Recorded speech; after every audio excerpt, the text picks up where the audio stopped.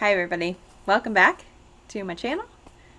Going Somewhere with Susie, that's the name that I have landed on for the moment. Maybe I'll change it if somebody drops something super cool in the comments, but for now, that's what we're going with. So we are back. We got back just this past Saturday. So I took some footage and a bunch of pictures and everything that I'll be working on over the next few weeks. I'm going to break my trip up into 4 parts. The first part is what I'm going to cover today, which is probably what I think most people are interested in, and that is flying during a pandemic. So I'll share that with you today, but then I'm also going to do a video on the resort that we stayed at, which is beautiful in Mexico. And then our super awesome whale shark trip. If you are friends with me on Facebook, you might have seen that little clip that I put up there of me swimming with a whale shark. It was amazing. So that is coming soon as well. And then finally, we did also do a sea turtle and cenote tour while we were there. So I'll be doing a video on each of those things and letting you know how that all went and what that experience was like in the world that we live in right now. So we'll get started with flying. We left on Friday, July 3rd out of Indianapolis with a connection through Chicago and then on to Cancun. So our flight left super early in the morning on Friday, and so we got to the airport probably around 5 in the morning, and we normally park in the economy lot because it's only $9 a day and I'm cheap. But upon arrival, we discovered that the economy lot was closed. So the only parking they had available was the park and walk lot and then the garage parking. So park and walk, I don't know if that's normally the same as economy, but it was $9 a day for park and walk. And then the garage parking, which was like $27 a day. So we decided to park in the park and walk lot, which I didn't even know was a thing before this trip. We always just park in economy and then take the shuttle into the terminal. So we parked in the park and walk lot, and it was full. I was very surprised at the number of cars that were there, but I guess if economy is closed, then that makes sense that the park and walk lot was full. But I was really surprised to see as many cars as there were there. It's actually fairly far from the terminal. It was about a 10-minute walk from the car to the terminal. So when we got into the terminal, there was a fair amount of people there. I wouldn't say that it was packed, but I wouldn't say that it wasn't either. It was about what you'd expect at Indianapolis Airport at 5:30 in the morning. It's not super busy. So we flew American Airlines. We did have to scan our passports and check a bag.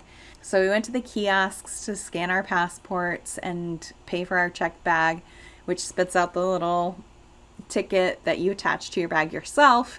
So that process hadn't changed. That was the same as before. And then we went to the line where you drop your bag, the bag drop, and that was the same too. We still had to put our bag on the scale. I think we had to do that before, I don't know. And I don't remember there being plexiglass in between the person at the counter and us. Maybe there was, but I don't remember there being plexiglass. As far as the travelers who were there, I would say probably about 50% of people at the airport were wearing masks, and only about 50% of those people were wearing them correctly. I did take some video here in the security line. I didn't want to take video like looking up at people because so many people weren't wearing their masks that I would had to have blurred so many faces and it would just take so long. So I just took video of people's feet. So here you can see that there's like no social distancing going on. Everyone was in line just like they normally would. Nobody was caring about keeping 6 feet between them and the next person. They didn't even have stickers on the ground to indicate the social distancing measures. Security was the same, so we just went through security just like normal. Shoes and belts and everything off, and went through the scanner and all of that. One thing that is different is normally you're restricted in your carry-on bag to liquids and gels that are 3 ounces or less.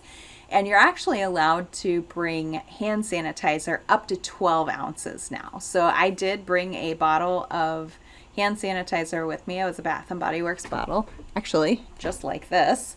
And then I also brought a canister of disinfecting wipes. Not these ones, because these actually don't disinfect anything.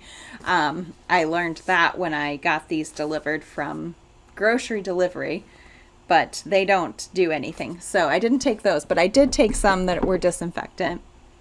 So I had both of those things, and those went through just fine. The lady did kind of try to give me a little bit of trouble about the hand sanitizer at first, because she didn't know that it was hand sanitizer. And then when I pointed out, hey, this is hand sanitizer, then she let me go through with it. So hand sanitizer was fine. We got to the gate, and again, people were not wearing their masks. The line at Starbucks was 1 billion people long.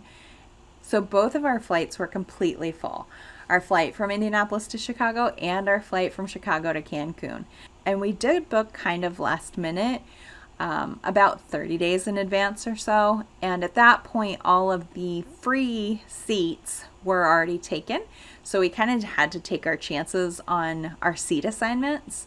The first flight from Indianapolis to Chicago, we did get seats together. It was a 2 and 2. So Ty and I sat next to each other and JD sat behind us.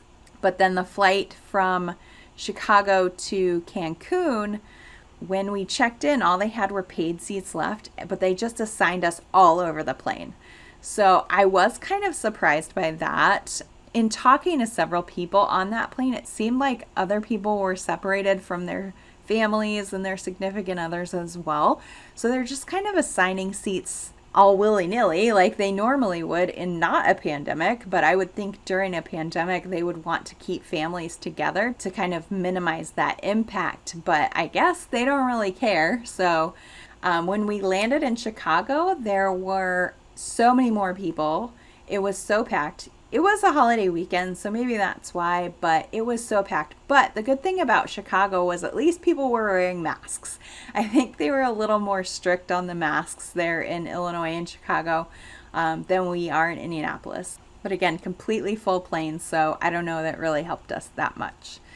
When we landed in Mexico, the cleaning crew came outside of the plane and was waiting there, so here's them. We had to go through customs. I had read somewhere that we would have to fill out a health form, so I was kind of expecting that, but we didn't. They just gave us the normal customs forms, so we filled those out and we didn't have to fill anything else out. Something else that was different in Mexico was when you were done at customs, you had to walk in a single file line out to the bag check area because they were doing thermal scans. So I guess, I don't know what happens if you scanned hot, but we didn't. So they let us into the country, no problem. And then at baggage check, they did have stickers on the ground to let you know where to stand for social distancing. So we got our bag and left the airport. And I had never flown into Cancun Airport before, but I've been in the travel industry for a long time, and I worked for a timeshare company for 12 years. So I've heard the stories, and I kind of knew what to expect. And I knew that there were going to be people trying to get us to go in their taxis, and there were going to be people trying to sell us timeshares and all of that. So I knew to expect that. I even told JD, don't talk to anyone, because if you know JD, he talks to everyone. So I told him, do not talk to anyone. Let's just get through. We're trying to find our transportation representative. So just tunnel vision, don't talk to anybody. I'd heard the stories, and I guess I didn't do enough research, because when you exit the baggage claim area, you exit through these doors, and that's where you reach the rental car area. So the rental car area is there. The guys are like waving their signs, trying to get you to come over to their rental car. And then the taxi guys are next to them, waving their signs, trying to get you to come over and take taxis with them. And then there's more doors.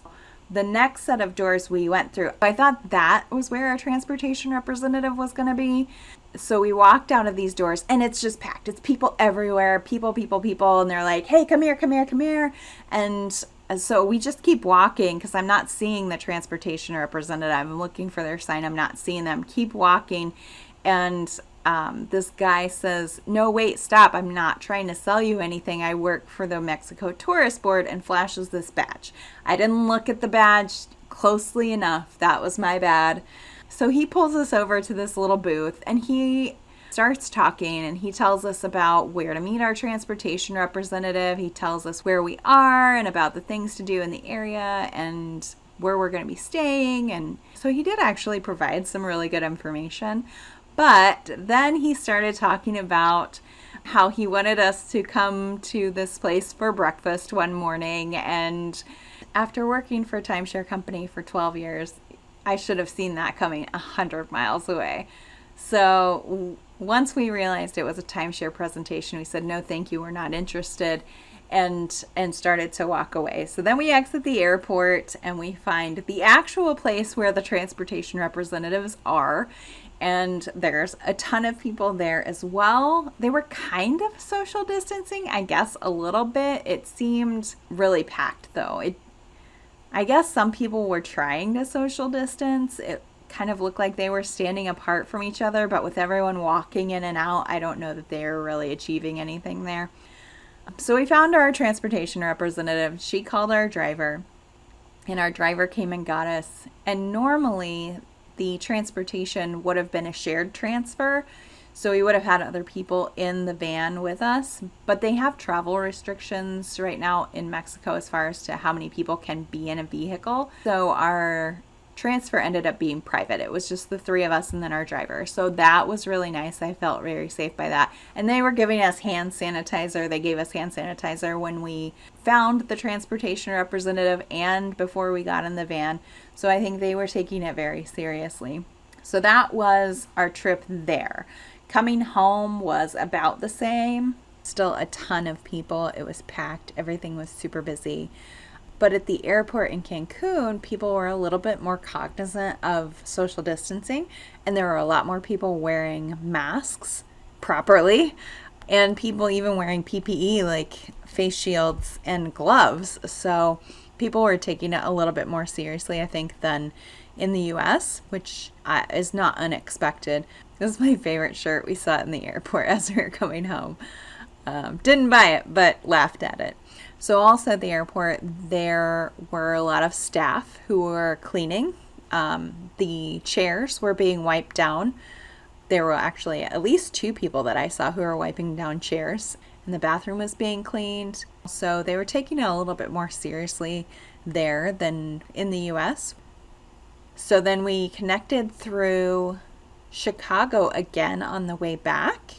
And upon arrival in Chicago, just went through customs just like normal, and people were again wearing masks like they were on the way down, but we didn't have to fill out any kind of forms. We didn't have to do any temperature checks. It was just like normal. And then same for Indy, no temperature checks, no forms. We just came home and got our bags and didn't see anything unusual, anything out of the ordinary. You honestly wouldn't think that there was a pandemic going on at all, aside from the people wearing masks. So now we're quarantining, we're home, we're quarantining for 2 weeks just to make sure that we don't pass anything that we may have been exposed to on to others. So I'll be here creating videos, and if you want to do a Zoom call and have a glass of wine, let me know. So that's all I have for you today. I hope you enjoyed the information, and next week I will be talking about the resort we stayed at, which was beautiful, and then we'll be talking about the excursions. So like and subscribe, and I'll catch you on the flip side. Bye!